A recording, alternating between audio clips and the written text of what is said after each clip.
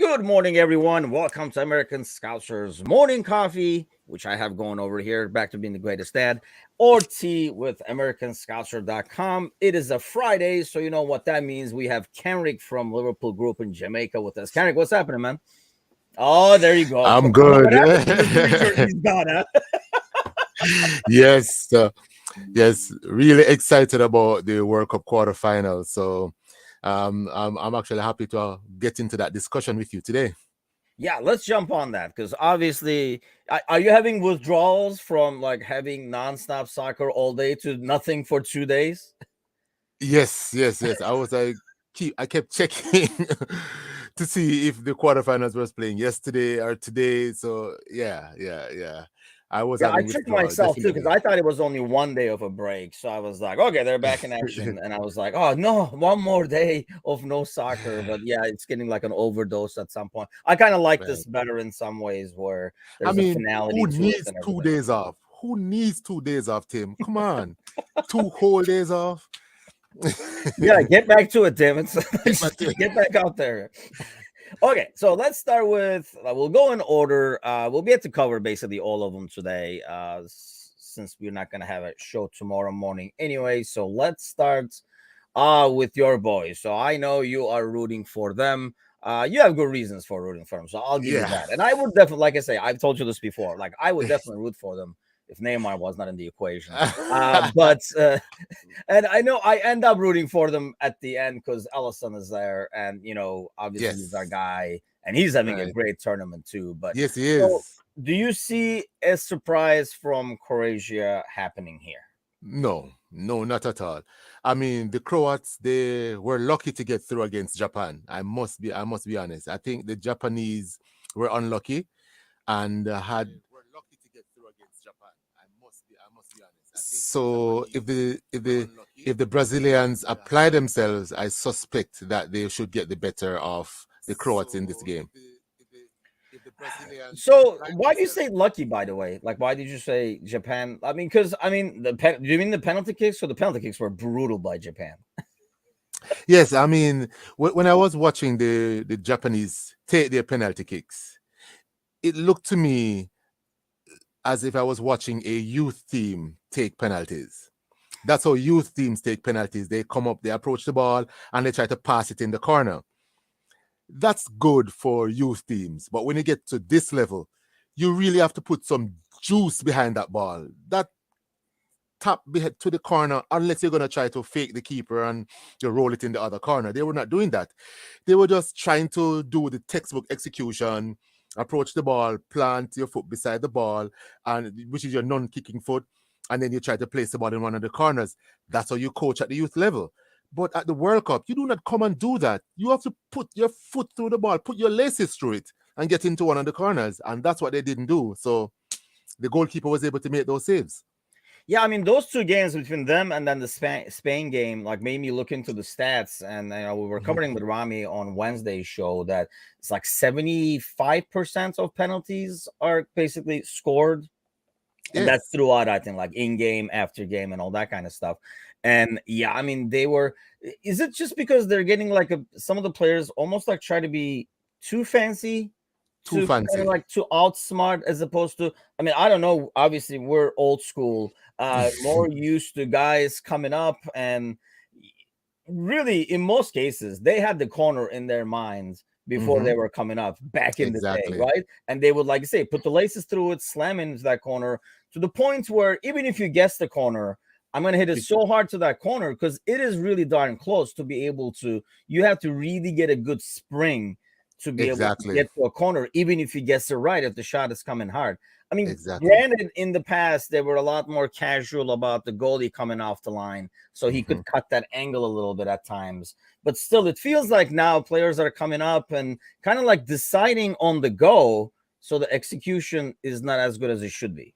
Exactly. Because what you just described, Batistuta comes to mind. Remember how Batistuta takes his penalties.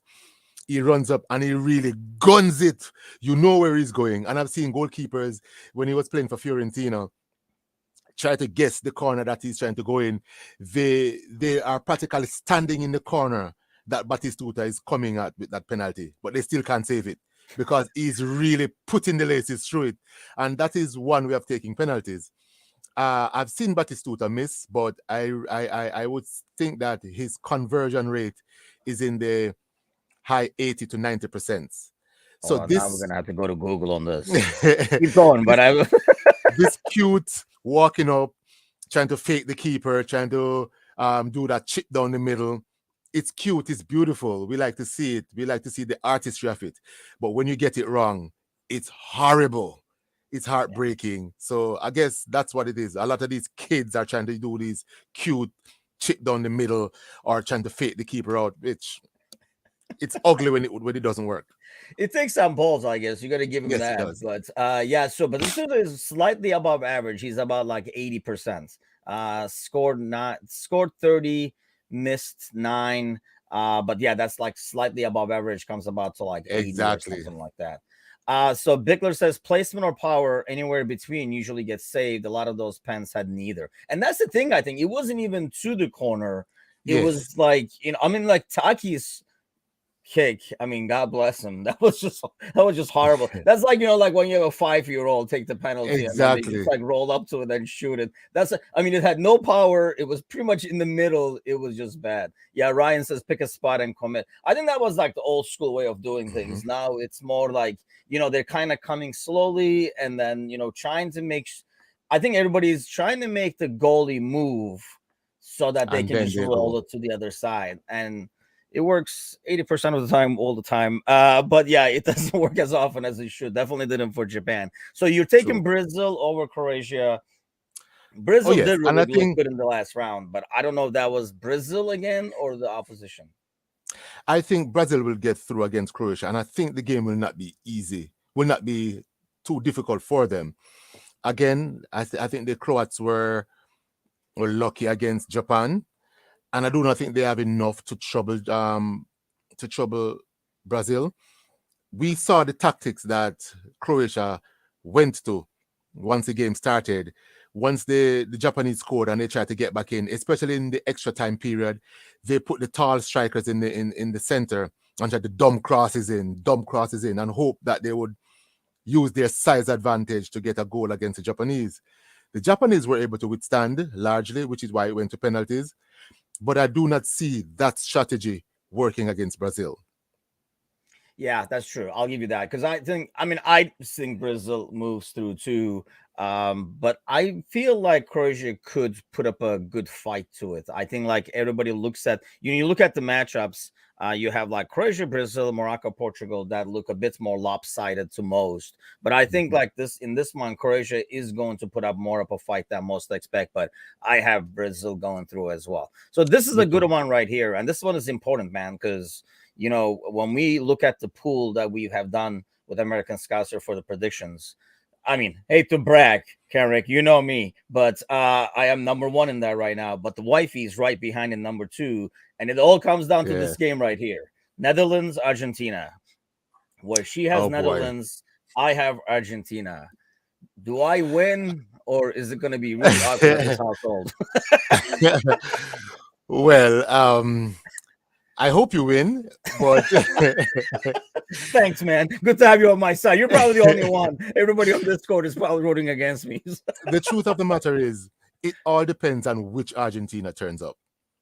Argentina, they can be brilliant in one moment and absolutely dismal in another moment. And you're wondering, is this the same team? So it depends on which Argentina turns up, and if the Argentina team that we saw in their last game, which they were quite convincing, quite dominant, and Messi seemed to be comfortable, he seemed to be smiling. We actually saw, we had a sighting of a Messi mazy dribble from his own half. Remember that dribble in that match? Yep. Took out. We haven't seen that in a long time. Yeah. And he seemed to be smiling again. So if that Argentina team turns up, it could make for a really long afternoon for the Netherlands. But the Netherlands seem to be pretty organized defensively. I do not think they're a super team. I think they've gotten this far on the strength of their defense and their organization. Will Argentina break them down? We'll see. Yeah, Bickler says, I don't like Angie Zaz, but the whole world is pulling for her. See, this is what I mean. This is what I mean. Nobody is really rooting for me because they know I'm just going to keep bringing it up. I know why, but still, I'm still going to bring it up. So I'll even freaking throw the ticker in there right now while I'm number one. Let the whole world know over there. But so here's the thing. I guess that's making me question if Netherlands can, keep up with them. They played, and I mean, I guess that's my question too. Do they play the same way they played against the US, where they kind of let Argentina have the ball? Because here's the thing: if you do that, even the US, I mean, not to put the US national team down, but obviously Argentina is a lot better and a lot more talent on there. Even then, US was able to create multiple chances. They just did not have anybody to convert. They just don't really have like good strikers, if you will. Whereas Argentina does. So if you really sit back that much, you would think if Argentina creates those chances, they will execute. And I don't know if Netherlands comes back from that. Exactly, I do agree with you because the Dutch they've conceded possession of the ball to most of the teams they've played in this World Cup. They have not been dominant in terms of keeping the ball, and I do not think they have the team to really play that total football that we've come to associate with the Dutch. They do try to hit teams on the break a lot. I mean, Gakpo has scored 3 good goals. We've seen they bring on Memphis Depay, who tried to do his thing from the wing. But I am not sure that strategy will work against Argentina. I do think, though, that Argentines would have most of the ball. They tend to want to keep the ball a lot, and the Dutch will be comfortable letting Argentina keep the ball. It all comes down to if Argentina, with the ball, can break down the defensive discipline of the Netherlands. And if they do, I do not see the Netherlands getting back into the game if they should go down early.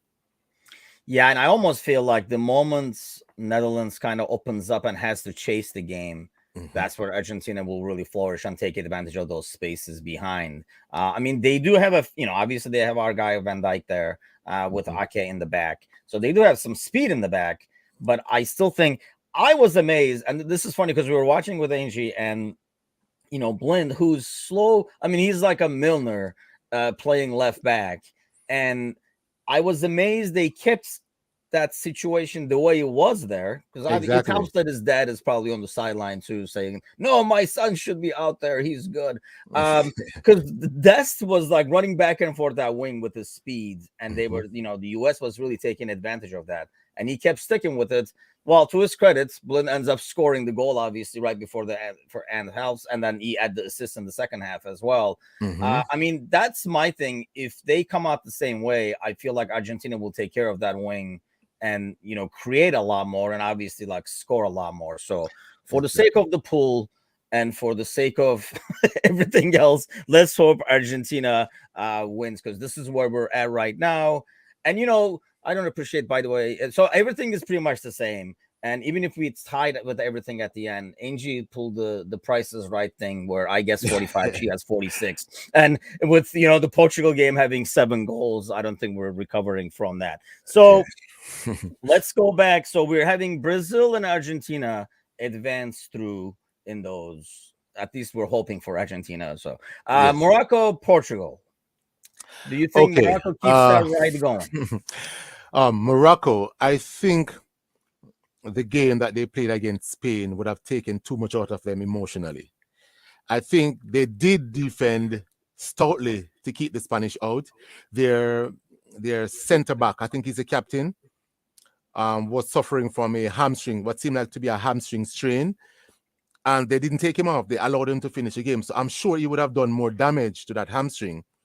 Will he be able to recover in 2-3 days for him to face the Portuguese? I'm not so sure. So I think the Portuguese should overrun Morocco, and I think it probably would be an easy win for Portugal, because I think playing against Spain would have taken too much out of Morocco emotionally. They would have celebrated, rightly so, but probably too much, and not have enough left to play against Portugal. So I think Portugal would probably get through this game easily as well. Yeah, I think so too. I think the only hope is, Morocco playing playing with house money, if you will. I mean, they're Yes. like, hey, nobody expect them to get this far, so playing a lot more relaxed. Whereas Portugal, knowing they're the favorites, Mm-hmm. they're gonna come out, maybe a bit more under pressure or something like that. But I think, I was amazed by the way because we're watching that together with my brother at the same time. And Saiz, I think his name, he used to be in Wolves. He's actually Yes. at Besiktas in Turkey now, and we were actually kind of happy he pulled a hammy because he plays for Besiktas. But and that, I mean, they just like wrapped it up and sent him back out there. Whereas I was like, dude, I think he pulled that. You can't just Yes. wrap that up and like. But I mean, there was only like 3-4 minutes left. But yeah, I see what you're saying because Mm-hmm. I was shocked they just like trotted him back out there. He's like, we'll wrap it really tight, you'll be fine, kind of a deal. But Yeah. Portugal, obviously, the main topic is always going to be, and media CR7. is freaking loving it, is Ronaldo. I assume they come out the same way, right? I mean, you stick with what works and what worked well and bring him off the bench if you're chasing a goal as opposed to starting him. Yes. I mean, the coach. I mean, it took really guts to really put Ronaldo on the bench the last game, and because of how well it worked, he wouldn't dare change it. He has to stick with it. That youngster that got the hat trick, I forget his name right now, but that youngster that got the hat trick, he deserves to start again. The team seems to be a little bit more fluid with this youngster playing number 9 because I guess he's younger, he's more mobile.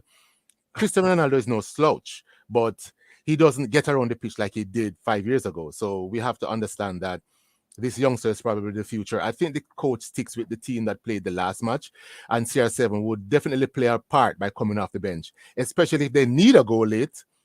What a good time to have him come on and score and then become the hero again. That would be the ideal situation. But I still think Portugal gets through.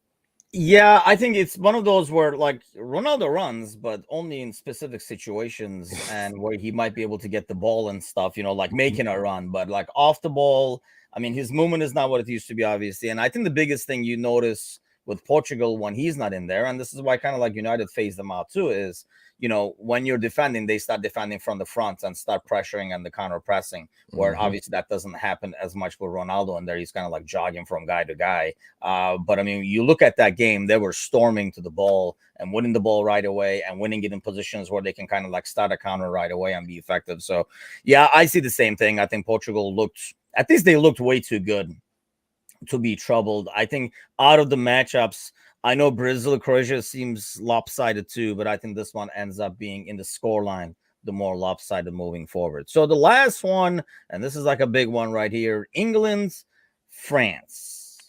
Does England have a chance against France, assuming France is... There you go. Ryan's prediction right, we go right here. They both are super cautious. I agree to that. So it could be scoreless at half. Hope there's an early goal. If there's an early goal, watch out. I think it could be a 4-3, 5-4 match. Could be the match of the World Cup. I hope so, Ryan, because I actually expect the opposites. I kind of expect a 2-0 boring game, but maybe that's just my pessimism. Yeah. What do you see happening? Well, to be honest with you, I think it's going to be a cage game. I think France and England, they match pretty equally. In terms of the team structure, I think England has a good team. All throughout the pitch, they have good players. So too does France. What it may come down to is the big name players may make the difference. The Mbappes, the Harry Kanes, these players may make the difference in the game.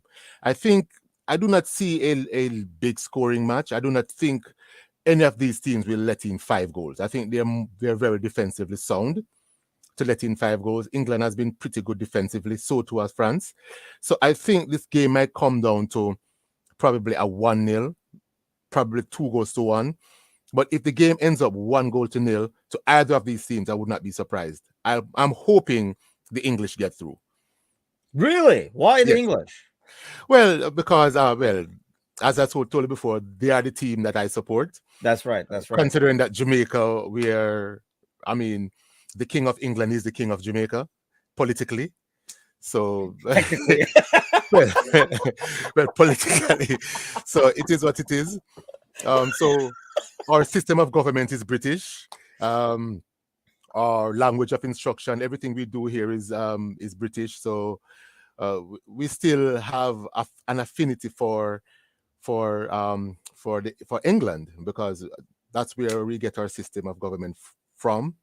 And they have a presence here. Also, um, a few of these players on the England team could have played for Jamaica as well.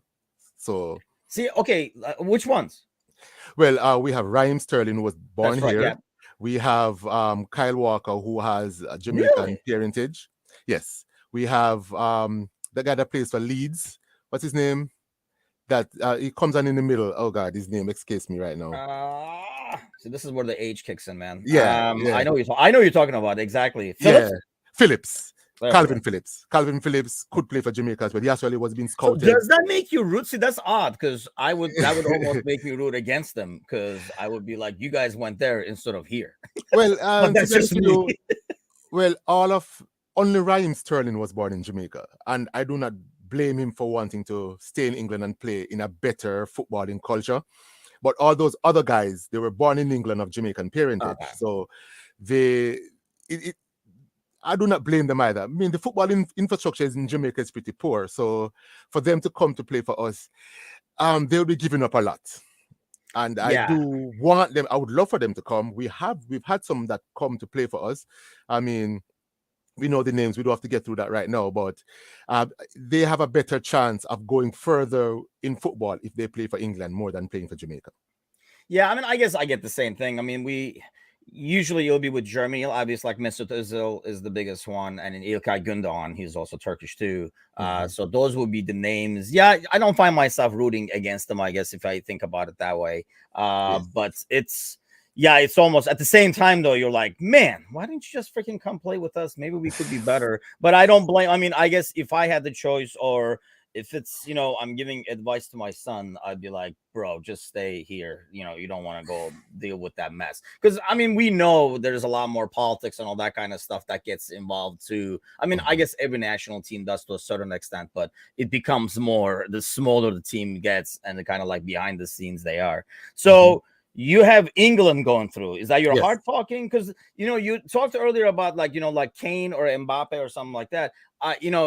As if I'm a betting man, which I stopped in this World Cup after all the scores got out of whack, if I would say, Kane against the French center backs is a worse matchup than Mbappe going against the likes of Maguire. Yeah, and that is what everybody wants to see. Everybody wants to see Mbappe running at Maguire and see what Maguire does. But probably shit pants is what I'm guessing. But I'm sure Gareth Southgate would know that. I'm sure the entire England would know that, which is one of the reasons why they are looking forward to seeing Mbappe being nullified by Kyle Walker with his speed. No, Kyle Walker is a machine. He's unbelievably quick. His recovery is unbelievably quick as well. So people are hoping that he's the one to neutralize the Mbappe threat before it gets to even Harry Maguire. And let's see how that pans out. It will be an interesting game to watch to see how the tactics play out. Yeah, because I think that's the thing. We see that, Maguire Shaw, we've seen it go against Liverpool, for example, right? I think it depends on how well Southgate sets up, because you don't want fast people running at Maguire, but we've seen Mo running at Maguire several times. So if there's a will, there's a way. And you would think, you look at that back line, that's where you're attacking probably. If you're France, I think those are the matchups that's going to be interesting to see. But that's where, like you said earlier, the midfield is going to be big, like controlling that midfield so that you avoid that. But at the same time, the flip side is, I think on a counterattack, France is so much more dangerous compared to England. So I can see France being very effective.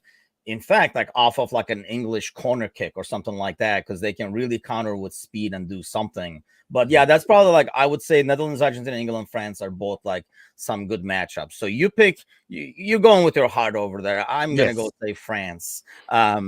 Sorry, but I'm sticking with France. That was like the original prediction, so let's roll with it. It's been working, seems like. So by the time we meet next Friday, it looks like we're going to be at the final. We'll be talking about the final next Friday morning. Who will we be talking about? Well, we know that we both have Argentina and Brazil going through from the quarterfinals, and they should meet on Tuesday in that semifinal. Yep. so we can discuss, because that would be the match of the tournament if it happens. I do not care how badly Argentina would have started the World Cup or would have been playing. We all know once Argentina and Brazil are playing a match, it's going to be a derby match. It's going to be tense. It's going to be fire. It's going to be all the things that you expect in a derby match. But at the end of the day, I think Brazil comes out on top, because I think they have too much firepower, and they should get the better of Argentina should they meet in the semi-final on Tuesday. And then on Wednesday, it would be, well, in your scenario, it would be England versus Portugal. Yes, in my scenario, it would be England versus Portugal. And again, I see England going through over Portugal. Portugal has a good you're team. going with this "it's coming home" thing, man. Don't do No, that no, I'm not doing this coming. I actually hate that. Whenever I see people doing that, it's like people going to a baseball game and singing that champ song. You don't do that. You're jinxing your team. Do not do that. That is coming home. BS. Don't do that already. I mean, stop it.